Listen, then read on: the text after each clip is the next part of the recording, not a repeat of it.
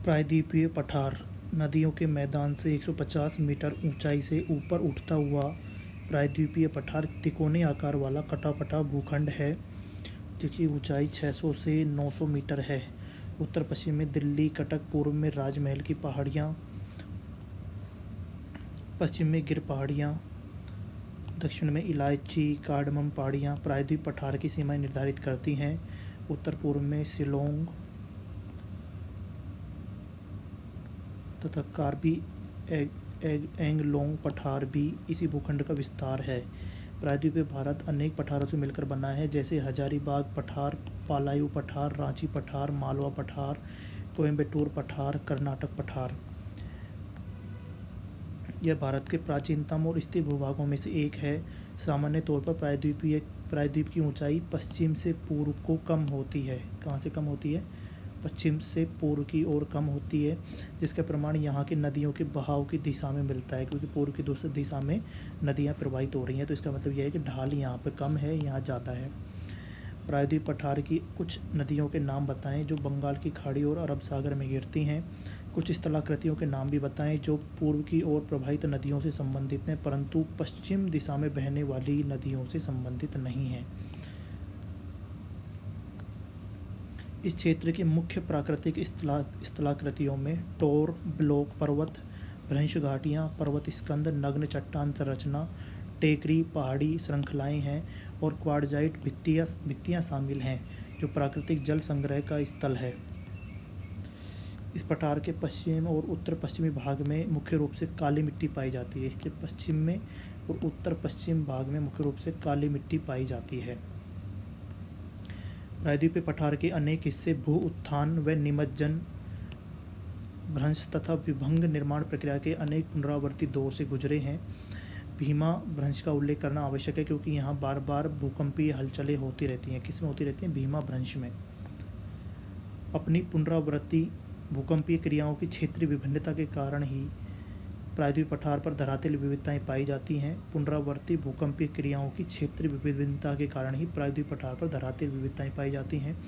इस पठार के उत्तर पश्चिमी भाग में नदी खड्ड, महाखड्ड इसके धरातल को जटिल बनाते हैं। चंबल, भिंड, मोरेना खड्ड इसके उदाहरण हैं।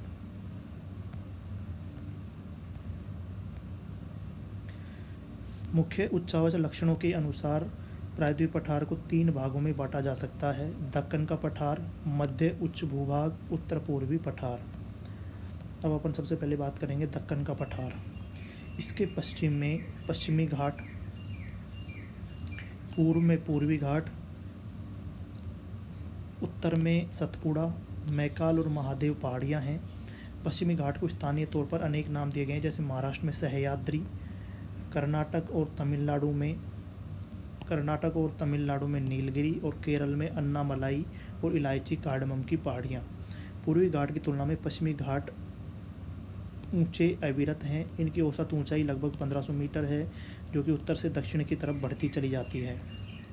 प्रायद्वीप पठार की सबसे ऊंची चोटी अन्नाईमुड़ी है, 2695 मीटर, जो पश्चिमी घाट की अन्नामलाई पहाड़ियों में स्थित है। दूसरी सबसे ऊंची चोटी डोडा बेटा है और ये नीलगिरी पहाड़ियों में है। ज़्यादातर प्रायद्वीपीय नदियों की उत्पत्ति पश्चिमी घाट से है। पूर्वी घाट अविरत नहीं है और महानदी गोदावरी, कृष्णा और कावेरी नदियों द्वारा अपरदित है। यहाँ की कुछ मुख्य श्रेणियाँ जावादी पहाड़ियाँ, पालकोंडा श्रेणी, नल्ला माला पहाड़ियाँ और महेंद्रगिरी पहाड़ियाँ हैं। पूर्वी और पश्चिमी घाट नीलगिरी पहाड़ियों में आपस में मिलते हैं। पूर्वी और पश्चिमी घाट नीलगिरी पहाड़ियों में आपस में मिलते हैं। मध्य उच्च भूभाग, पश्चिम में अरावली पर्वत इसकी सीमा बनाते हैं। इसके दक्षिण में सतपुड़ा पर्वत उच्छिष्ट पठार की श्रेणियों से बना है, जिनकी समुद्र तल से ऊंचाई 600 से 900 मीटर है। ये दक्कन पठार की उत्तरी सीमा बनाते हैं। ये अवशिष्ट पर्वतों के उत्कृष्ट उदाहरण हैं, जो कि काफ़ी हद तक अपरदित हैं और इनकी श्रृंखला टूटी हुई है। प्रायद्वीप पठार के इस भाग का विस्तार जैसलमेर तक है, जहाँ ये अनुदैर्घ्य रेत के टिब्बों और चापाकार रेतीले टिब्बों से ढके हैं। अपने भूगर्भीय इतिहास में यह क्षेत्र कायांतरित प्रक्रियाओं से गुजर चुका है और कायांतरित चट्टानों जैसे संगमरमर, स्लेट और नाइस की उपस्थिति इसका प्रमाण है। समुद्र तल से मध्य उच्च भूभाग की ऊंचाई 700 से 1000 मीटर के करीब है और उत्तर पूर्वी दिशा में इसकी ऊंचाई कम होती चली जाती है। यमुना की अधिकतर सहायक नदियां विंध्याचल और कैमूर श्रेणियों से निकलती हैं। बनास चंबल की एकमात्र मुख्य नदी है जो पश्चिम में अरावली से निकलती है। मध्य उच्च भूभाग का पूर्वी विस्तार राजमहल की पहाड़ियों तक है, जिसके दक्षिण में छोटा नागपुर पठार खनिज पदार्थों का भंडार है। उत्तर पूर्व पठार वास्तव में यह प्रायद्वीपीय पठार का ही एक विस्तारित भाग है। यह माना जाता है कि हिमालय उत्पत्ति के समय इंडियन प्लेट के उत्तर पूर्वी दिशा में खिसकने के कारण राजमहल पहाड़ियों और मेघालय के पठार के बीच भ्रंश घाटी बनने से यह अलग हो गया था। बाद में यह नदी द्वारा जमा किए गए जालोड़ द्वारा पाट दिया गया है। आज मेघालय और कार्बी एंगलोंग पठार इसी कारण से मुख्य प्रायद्वीप भाग पठार से अलग हैं। इसमें आवास करने वाली जनजातियों के नाम के आधार पर मेघालय के पठार को 3 भागों में बांटा गया है: गारो पहाड़ियाँ, खासी पहाड़ियाँ, जयंतिया पहाड़ियाँ।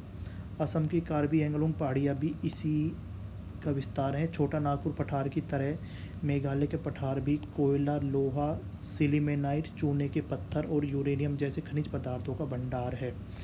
इस क्षेत्र में अधिकतर वर्षा दक्षिण पश्चिमी मानसून से होती है। परिणामस्वरूप मेघालय का पठार एक अति अपर्दित भूतल है। चेरापूंजी नग्न चट्टानों से ढका स्थल है और यहाँ वनस्पति लगभग नहीं के बराबर है। अब बात करेंगे भारतीय मरुस्थल की। विशाल भारतीय मरुस्थल अरावली पहाड़ियों से उत्तर पूर्व में स्थित है। यह एक ऊबड़ खाबड़ भूतल है जिस पर बहुत से अनुदैर्घ्य रेतीले टीले और बरखान पाए जाते हैं। यहाँ पर वार्षिक वर्षा 150 मिलीमीटर से कम होती है। परिणामस्वरूप यह एक शुष्क और वनस्पति रहित क्षेत्र है। इन्हीं स्थलाकृतिक गुणों के समान इसे मरुस्थली से नाम से जाना जाता है। यह माना जाता है कि मेसोजोइक काल में यह क्षेत्र समुद्र का हिस्सा था। इसकी पुष्टि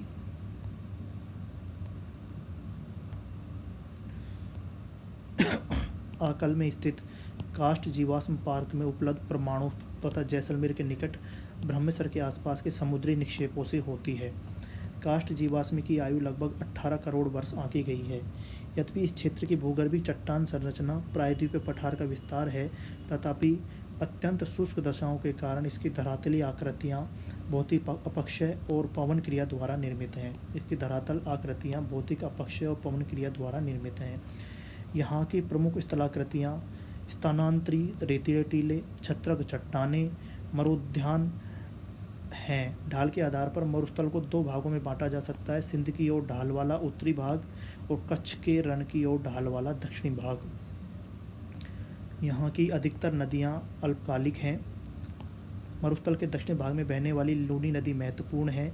अल्पवृष्टि और बहुत अधिक वाष्पीकरण की वजह से इस प्रदेश में हमेशा जल का घाटा रहता है।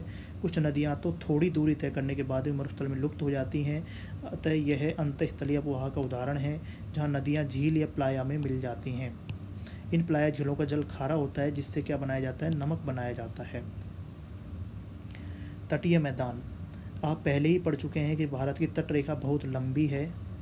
स्थिति और सक्रिय भूआकृतिक प्रक्रियाओं के आधार पर तटीय मैदानों को 2 भागों में बांटा जा सकता है: पश्चिमी तटीय मैदान और पूर्वी तटीय मैदान।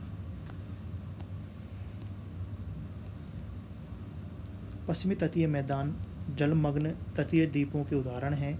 ऐसा विश्वास है कि पौराणिक शहर द्वारका, जो किसी समय पश्चिमी तट पर मुख्य भूमि पर स्थित था, पानी में डूब चुका है। जलमग्न होने के कारण पश्चिमी तटीय मैदान एक संकीर्ण पट्टी मात्र है और पत्तनों और बंदरगाह विकास के लिए प्राकृतिक परिस्थितियां प्रदान करता है। यहाँ पर स्थित प्राकृतिक बंदरगाहों में कांडला, मझगांव, जेएलएन, नावा सेवा, मार्मागोवा, मैंगलोर, कोचीन शामिल हैं। उत्तर में गुजरात तट से दक्षिण में केरल तक फैले पश्चिमी तटीय मैदान को निम्नलिखित भागों में विभाजित किया जा सकता है: गुजरात का कच्छ और काठियावाड़ तट, महाराष्ट्र का कोंकण तट, गोवा तट और कर्नाटक और केरल के क्रमशः मालाबार तट। पश्चिमी तटीय मैदान मध्य में संकीर्ण है। परंतु उत्तर और दक्षिण में चौड़े हो जाते हैं। इस तटीय मैदान में बहने वाली नदियाँ डेल्टा नहीं बनाती। मालाबार तट की विशेष भू स्थलाकृतियाँ कयाल, जिसे मछली पकड़ने और अंतःस्थलीय नौकायन के लिए प्रयोग किया जाता है और पर्यटकों के लिए विशेष आकर्षण का केंद्र है। केरल में हर वर्ष प्रसिद्ध नेहरू ट्रॉफी वल्लामकाली नौका दौड़ का आयोजन पुन्नामदा कयाल में किया जाता है। तो इम्पोर्टेंट है। पश्चिमी तटीय मैदान की तुलना में पूर्वी तटीय मैदान चौड़ा है। उभरे हुए तट का उदाहरण है। पूर्व की ओर बहने वाली और बंगाल खाड़ी में गिरने वाली नदियाँ यहाँ लंबे चौड़े डेल्टा बनाती हैं। इसमें महानदी, गोदावरी, कृष्णा, कावेरी का डेल्टा शामिल है। उभरा तट होने के कारण यहाँ पत्तन और पोताश्रय कम है। यहाँ पर महाद्वीपीय शैल की चौड़ाई 500 किलोमीटर है, जिसके कारण यह पत्तन और पोताश्रय का विकास मुश्किल है।